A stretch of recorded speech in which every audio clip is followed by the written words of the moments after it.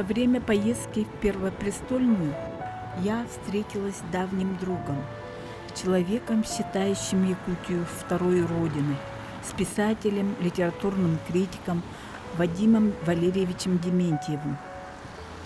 И на этот раз разговор получился очень откровенным, почти исповедальным. Все в жизни определено. У меня была одна очень интересная встреча. С моим отцом мы отдыхали в Доме творчества писателей «Коктебель» в Крыму. Корабли плавали по соседним городам. Там Генуэзская крепость. И вот мы плывем на этом корабле «Судак». И я вот в 13 лет, Евдокия Игнатьевна, запомнил одного человека. Не объяснить. Очень интеллигентный. Небольшого роста. А рядом с ним был мальчик лет 7-8. И он все за ним как бы приглядывал, ухаживал. И эта пара, она из всех выдавалась вот своей интеллигентностью. И я запомнил это, Евдокия. Этот случай запомнил. И я всю жизнь его вспоминал. Потому что, проанализировав потом, я понял, что это был Семен Петрович Данилов. А это был его пасынок. Детей у него не было. Это вот мальчик, которого он взял на воспитание в семью. Вот почему моя жизнь, так сказать, связана с Якутией. А может быть поэтому, что я мальчишкой, подростком запомнил вот этого великого действительно поэта, с которым я потом познакомился. Именно через Семена Петровича Данилова я начал читать Кулаковского. У него тогда переводы только на русский начинались. Но я стал интересоваться этим поэтом. Семен Петрович рассказывал, какая борьба шла в Саха-Якутии с 50-х годов, да и раньше шла. После 26-го года, когда умер Кулаковский, значит, все время боролись за его наследие. Случай интересный, правда? Как вот можно встретиться после какой-то поездки туристической на корабле, потом определить судьбу человека. И главное, что через таких вот людей, как Семен Петрович, я как раз имел счастье познакомиться, вот говорят, поэт – это лицо народа, с вашим народом прекрасным. И для меня жизнь не просто так сложилась, что дружил со многими. Я работал и в редакциях, и в государственных организациях, и с очень высокими людьми Советского Союза, типа Горбачева. Вот. Но для меня люди, такие вот как поэты и прозаики Якутии, были почему-то всегда дороже. Я не льщу ничего, я говорю истинную правду. Я столько помню о наших поездках, друзьях своих. Это практически вся моя полуякутская жизнь. Полурусская, полуякутская. Вот когда познакомил вас с наследием Кулаковского, как это случилось? Я заведовал редакцией национальных литератур газеты «Литературная Россия» тогда, молодой еще, 20 с чем-то лет. И в это время Семен Петрович продвигал проект перевода первой книги Кулаковского. Первая книга Кулаковского как раз выходила в издательстве «Художественная литература». Готовилась на русском языке. Переводчиков он сам подобрал. Отрывок из стихов, переводов Кулаковского в газете «Литературная Россия». Я прочитал отрывок Сергея Поделкова. Мы его напечатали. Слово Семена Петровича тоже. И вдруг звонки пошли. Кого напечатали? Редактору и в Союз писателей в Москве. Такой-сякой. И поехало, и пошло. И почему нельзя издавать, совершенно мне было непонятно. А Семен Петрович стал расстраиваться из-за этого. И он часто уже тогда болел, лежал в больнице. Я его навещал в этой больнице, помню, зима была, холодно. Он такой был грустный, уставший уже, старый человек. Приехали они, один приехал. Кто? Не помню кто, который все время добивался, чтобы закрыть Кулаковского, вообще его не печатать. И он мне стал угрожать. А я вообще не привык к этому. Да и любой нормальный человек, как это? Мы тебе покажем, значит. Ты чего тут это влез, значит? Какое ты право тут имеешь этим? Я говорю, это руководитель Союза писателей Саха-Якутии, что вы? Он мой руководитель, даже чисто номинально. Я говорю, он сказал, я напечатал. Что вы? Ничего, вот ты не отказал. Это такое. Надо изучать историю было. В общем, мы так разругались, что он мне сказал, что я тебя посажу. Это в буквальном смысле. Какой год? Это был 70-е годы. Вот, 73-й там. Я тебя пока посажу в тюрьму буквально. Хорошо не разодрались. Ушел, значит, ну и ладно. Я потом Семену Петровичу рассказал это. Вот. Он, кстати, вот мы смеемся, а он не очень смеялся, поскольку ему было неприятно. Потом ведь я Евдокии Игнатьевне все прочитал, как и в 50-е годы, что было, и как он студентом университета тоже за Кулаковского выступал, и ему тоже попало тогда. То есть эта история, знаешь, это для нас смешно, ну не смешно так, это забавно, а для них-то это практически трагично было. Я хожу на кладбище Кулаковского, я знаю, где он похоронен. И вот, значит, Алексей Елисеевич Кулаковский. Потом эта книга, мне заказали статью вступительную в художественной литературе. Вот, я написал. Вот, книга такая красивая вышла с переводами. Солоухин, Поделков. Хорошие переводы. Книга очень сделана теплая, добрая, во всех смыслах прекрасная. Руководители республики и Союза писателей были довольны. Вот с этого началось как бы второе открытие Алексея Елисеевича. Жизнь такая погруженная в реалии Якутии, чем она для меня была ценна. Я стал все изучать, что мог, конечно, по Кулаковскому, его судьбу. В переписке довольно большой состоял с дочерью Алексея Елисеевича. Внучка, скажите. Внучка, ездил на праздники. И я больше интересовался якутской поэзией. Поэзия для меня была интереснее, чем проза. Вот я у Сафрона Петровича «Красавица Амга», например, прочитал с большим удовольствием. С вице-президентом, я помню, летели мы из Якутска в Москву, Акимовым Александром. Я ему стал рассказывать историю про Пепеляева, там, про все. Он на меня с удивлением смотрит, мол, откуда все знаешь? Я говорю, ну так век живи, век учись. А потом случилась вот эта вся довольно сложная ситуация с историческими переделками всего и вся, с нашими революциями, контрреволюциями, заварушки. На второй план отошла вот эта вот актуальность той темы, которой все занимались. Я встречался и с Башариным Георгием Прокопьевичем. Почти всю ночь говорили с Башариным Георгием Прокопьевичем. Ну, в общем, весь круг вот всего вот этого материала якутского. И вот появляется новая тема. Она появляется тоже естественно, я считаю, и логично. Трилогия Николая Алексеевича Лугинова о Чингисхане, она выводит совершенно другим пластам истории. Николай Алексеевич дерзнул, он же всех удивил.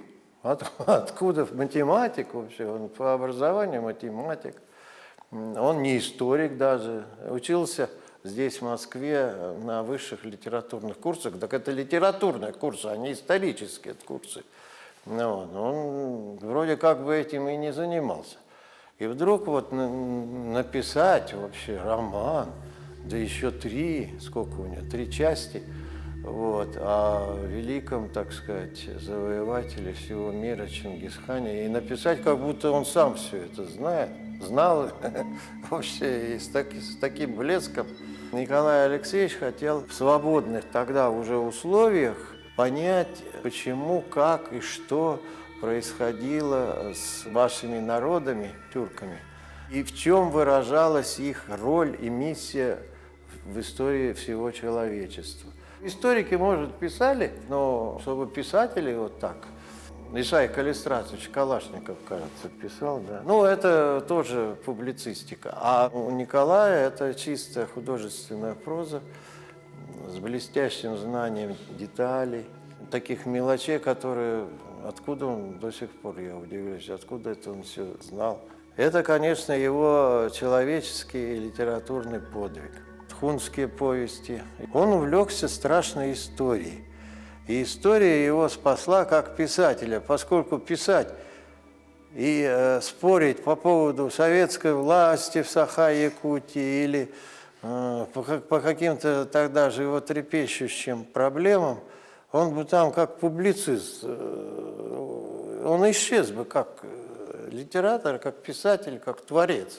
Само окружение Николая Алексеевича, Андрей Савич, знаменитый наш, он же тоже на этом материале, он все время вокруг этого. Общество, интеллигенция Якутии как раз этими проблемами интересовалось. Николай Алексеевич очень хорошо на эти проблемы ответил. Хотя время для его публикации было не очень удачное, поскольку люди уже оторвались от исторических своих корней, им некогда стало это читать, они стали интересоваться только пропитанием и грядущим днем. Надо деньги зарабатывать. Вообще жизнь тяжелая была же. Николай Алексеевич рискнул, стал самым таким значительным сейчас классиком Саха-литературы. Николай Лугинов для меня образец писателя, образец.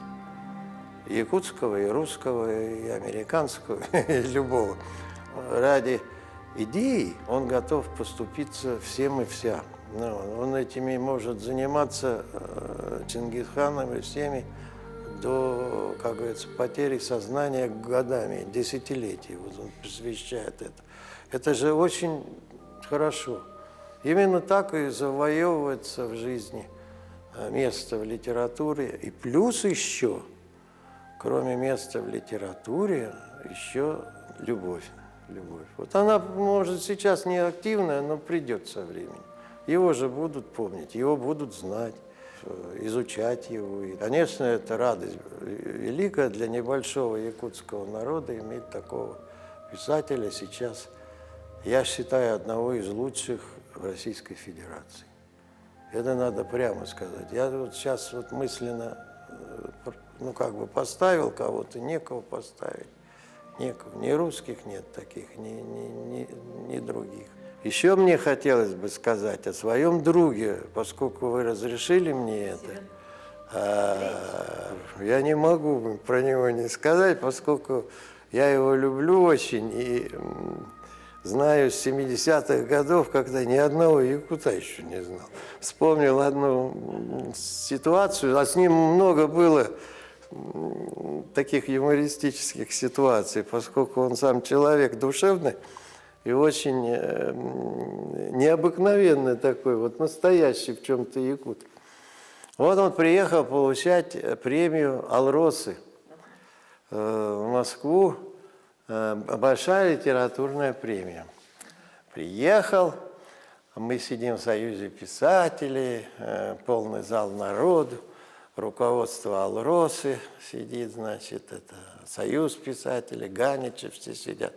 Все коробочки эти раскрылись с наградами. Деньги тогда были все-таки большие, ну, нормальные деньги. Вот. И Семен сидит со мной рядом. Вот. Семен получили премию. Вот. Ну, такое угощение было. Естественно, вот. После угощения надо ехать домой. Очень холодно было, 30 градусов. Ну, для Москвы холодно, но все равно 30 минус. Вот. А там одна машина, я так и не понял, то ли от представительства вот, тоже, то ли, ну, какие-то тоже развозили машины, может, даже от Алросы. Вот. Мы сели. надо ехать в гостиницу. Я говорю, его ж не могу я оставить, бросить. Ну, вот. Шофер спрашивает, куда ехать? Он так вот, как ты, смотрит и говорит, не знаю. Я говорю, как не знаешь? Я говорю, гостиница-то где ты? Ты ж приехал утром. Не помню. Я говорю, так ехал. Шофер тоже, как ты. Говорит, что такое? Куда-то ехать? Я говорю, нет. Я говорю, ну как, ты, в конце концов, мы тебя определим, как-то, ну, странная ситуация. Приехал, не помнишь. Я говорю, вот ты охотник. Охотник, стреляешь, там белки в глаз попадаешь, все видишь, все знаешь, все следы. Я говорю, ну, ты вспомни деталь. Может, рядом что-то запомнилось тебе, рядом с гостиницей. Что-то должно быть. Ничего не запомнилось. Я говорю, ну что, да охотнику ничего не запомнилось. Я же не про Сахатова спрашиваю, что бегает Сахатый. Я говорю, просто какой памятник, хоть архитектуры. Не помню. Ни названия гостиницы, ничего у меня нету. Ну, вот. Мне это наше тут посольство заказало, и я приехал, все, и уехал 5 минут, и все. Я говорю, Семен, вспомни, может, памятник какой был? Он говорит, был. Я говорю, какой? Сейчас вспомню, говорит. Я говорю, ну памятник большой был? Да, в полный рост был. Я говорю, вот сейчас вопрос, Семен Андреевич, самый важный. Какого пола был памятник, женского или мужского? Он долго думал, говорит, женского. В платье была. Я говорю, вот это ты молодец. Видишь, не зря. Так как в Москве женщинам мало памятников. А шофер смеется, как ты. Это ой, первый раз таких вижу. Значит, в центре города памятник женщине в платье. И кто? Шофер говорит, а я уже знаю. А я говорю, кто? Надежде Константиновне Крупской. А как же? Один памятник женщине. Поехали, говорит, туда. Ну, мы с радостью поехали. Приехали, около Крупской вышли. Это где? Садовое кольцо вот тут рядом. Вот, шумит все время, вот окна выходят. А есть еще внутри бульварное, вот оно тут тоже недалеко, тихое такое, бульварное.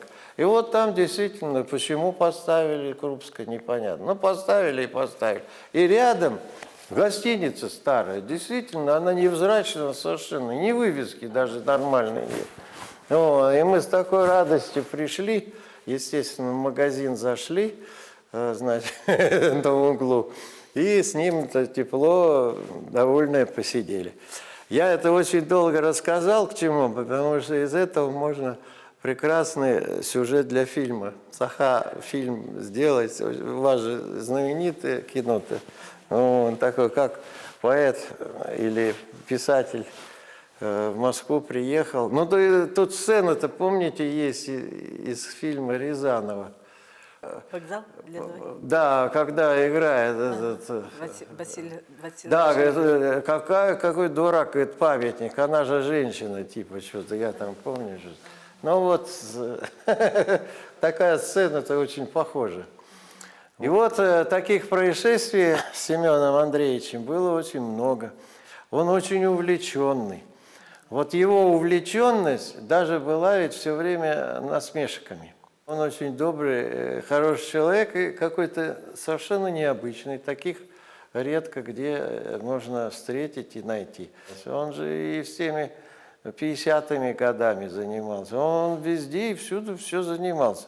И он навыпускал столько всяких брошюрок, всяких маленьких и прочих этих самых, что все считали, что он только этим и живет. На самом деле он не только этим жил. Вот. Когда все это время ушло в прошлое, я очень радуюсь, что он съездил. В общем-то, он этому берегу ледовитому не очень-то был рад. потому что умерли многие там же якуты-то, которых высылали из-за того, что голод был. В том числе его семья страдала, погибших много. Ну вот ради того, чтобы побывать на этом месте, он туда так далеко поехал и все это увидел своими глазами. Большой ему привет. И в заключении я хочу передать все-таки, меня, так сказать, очень волнует судьба Лугинова Николая. Мы старые уже люди. Это возраст, страшно сказать, Сафрона Петровича, например. Он жил на Ленина, у него квартира была. Мы там сидели, работали, мы статью писали для газеты в Москве, тут большую, во время перестройки. Сафрон Петрович для меня оказался стариком. Вот сейчас я в его возрасте. И в таком же возрасте Николай Алексеевич, например, Лугинов. Спасибо, Коля, что ты дружил с русскими. Давно хотел сказать. Спасибо, Николай Алексеевич, что ты дружил с русскими. Это для нас очень важно. Да и для тебя. Мы свою жизнь прожили честно. Нам было трудно, у нас были сложные судьбы, и семейные, и любые. Но мы всегда пытались пронести дружбу. Сейчас связи распадаются как-то, люди расходятся, и не только между народами, но и внутри народов. Каждый живет сам по себе. Поэтому он мне, я думаю, Евдокия тоже бы сказала: спасибо, Вадим, что ты дружил с якутами.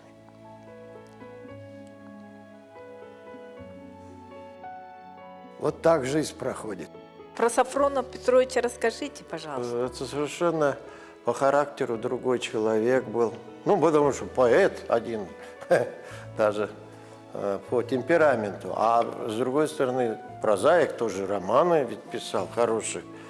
Два брата. И один хороший, и второй хороший. Для меня это были такие, конечно, учителя. И перестройка, да.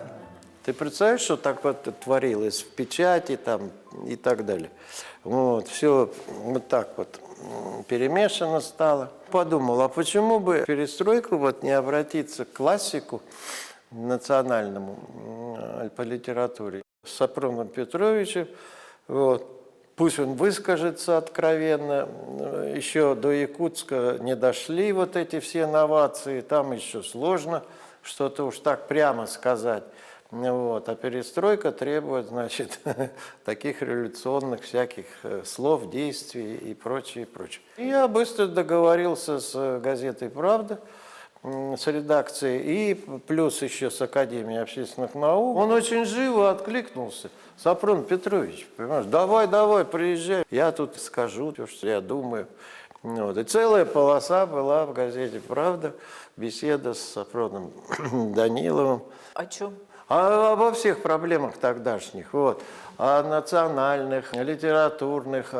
Тогда время такое было, понимаешь, вот, обо всем. Она вот у меня где-то вырезка есть, ну, вот, очень до сих пор интересно. Можно ее печатать, читать, ничего, как говорится, нету там плохого. Ну, все правильно, все правильно. Но она вызвала большой интерес, естественно, в Саха-Якутии, поскольку это было первое такое слово, и связанное и с наследием. Это же больной вопрос был. И я очень доволен был, поскольку мы прекрасно с ним поработали и все хорошо сделали. Еще одного человека я бы хотел, спасибо, что вы меня вот это разрешили. Сава Иванович Тарасов. Сава Иванович была полная же противоположность.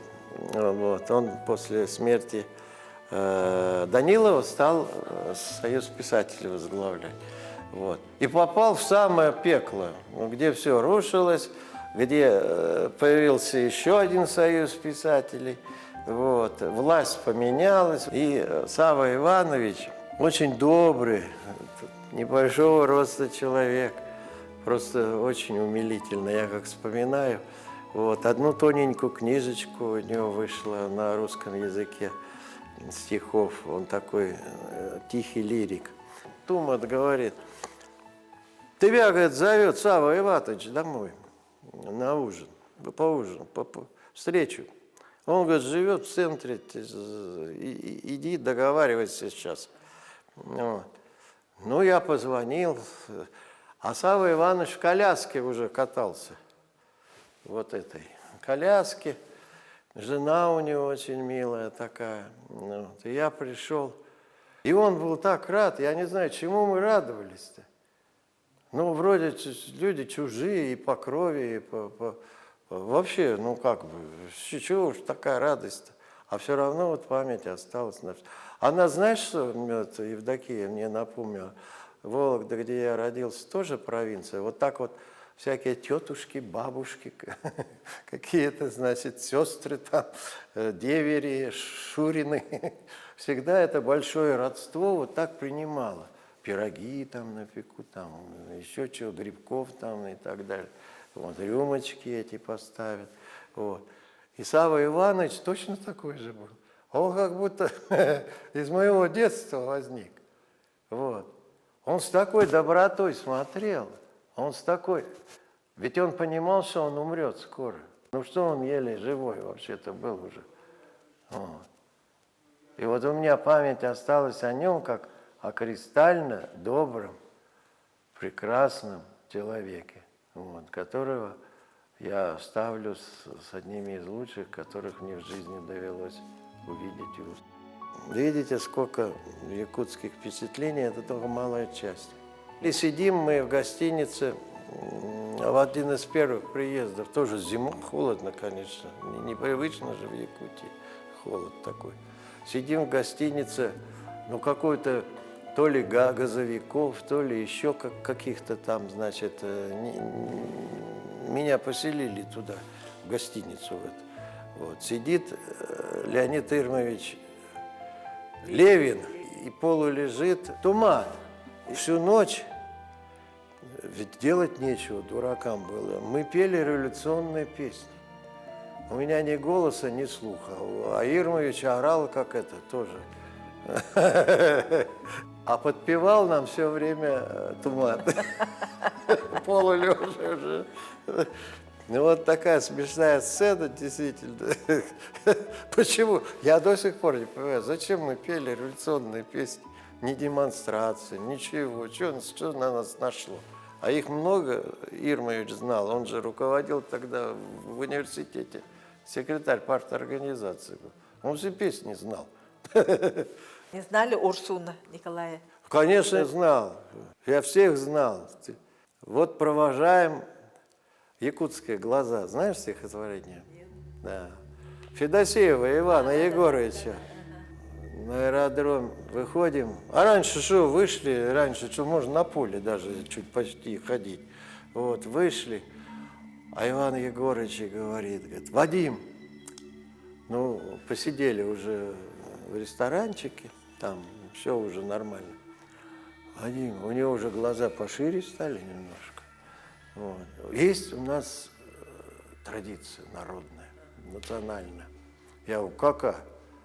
Лучшему другу отдаем свою шапку. Я говорю, ну да, а что делать? Снимает, значит, на тебе. С меня новую шапку снимает. Только что подарил Союз писателей Пыжику новую шапку себе на голову. Ну, я так вот удивился, мягко говоря. Но если есть традиция, что я могу? Сел, а потом рассмотрел, а у нее заячье треухо, и одно ухо-то и оторвано. Вот в таком виде я прилетел. Дурак дураком. А он остался в новой шапке. Иван Егорыч, наверное, доволен был.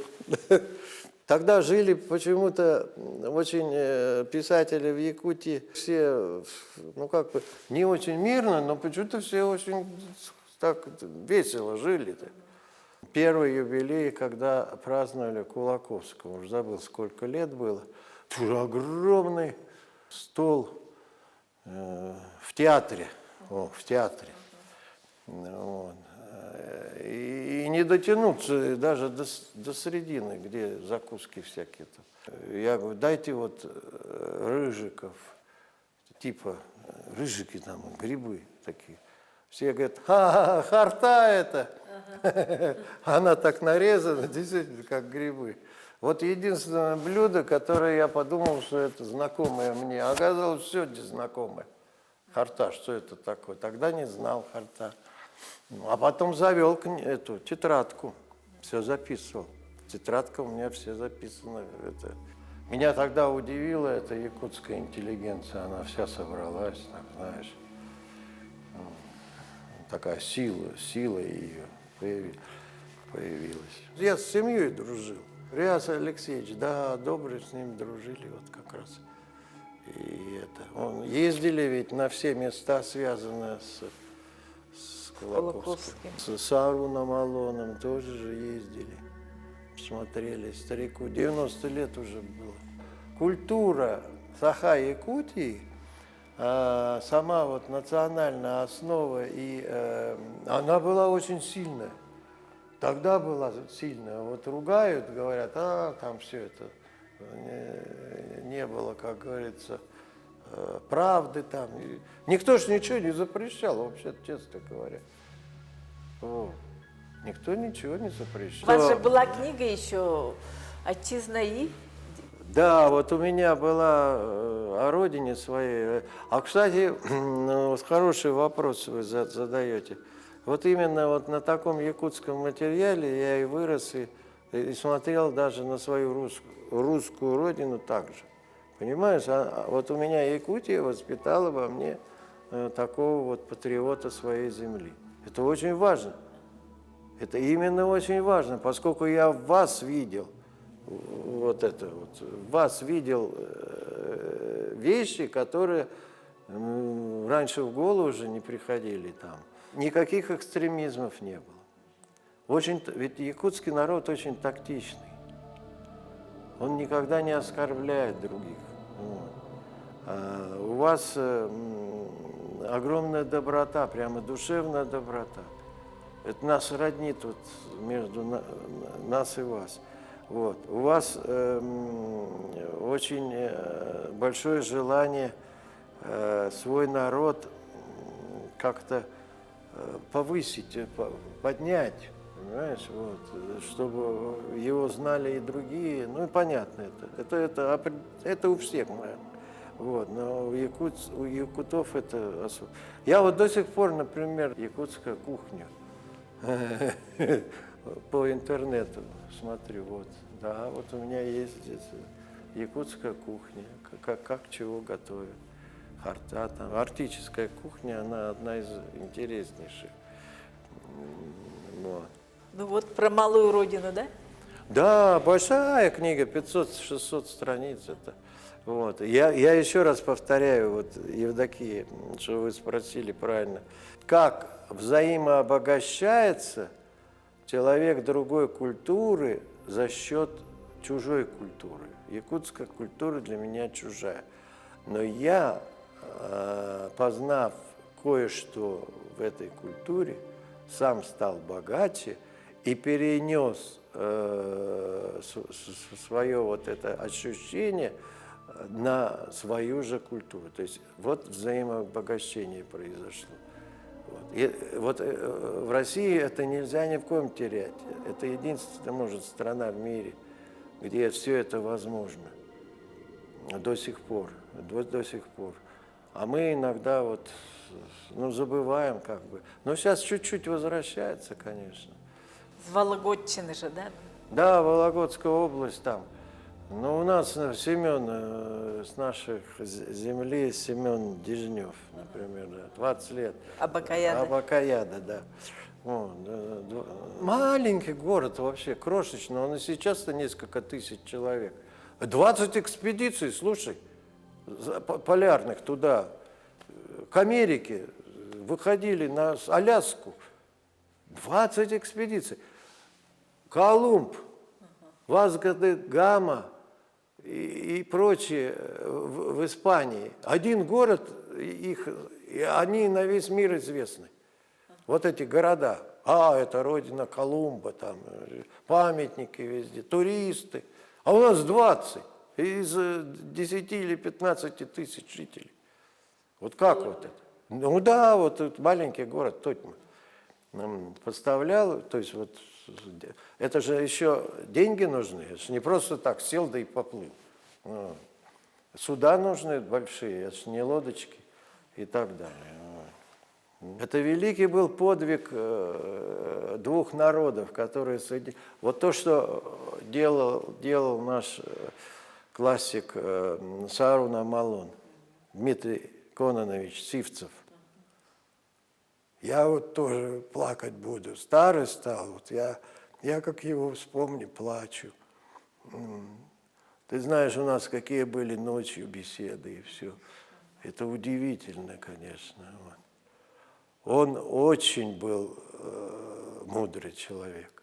Вот удивительно, его мудрость, ведь он же никогда не ругал никакую власть.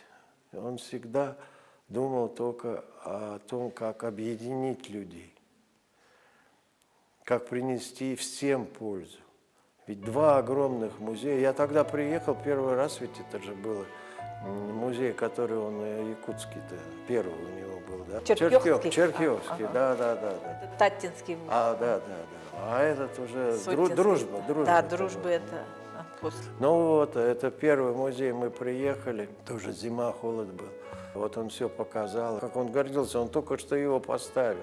Старик 90 лет построил, взял музей целый, понимаешь? Это что-то в цивилизации мира и уникальное. Мало того, он же не остановился, музей «Дружба» построил второй. То есть памятник человек может себе поставить за счет вот таких вот вещей. Это такие люди штучные. А вот это вот, что меня привело к моей родине. Так вот так и привели. Это же уникальные люди-то были. Как у Афанасия, помнишь, под деревом сидят? Четверо. Все четверо сидят. Всех четверых я и помнил, они еще живы были. Так что все надо помогать, и вы помогайте. Евдокию знаем все как человека, который всегда в пределе раз, а во-вторых, на самом, так сказать, душевном, духовном острие. И тебе спасибо большое.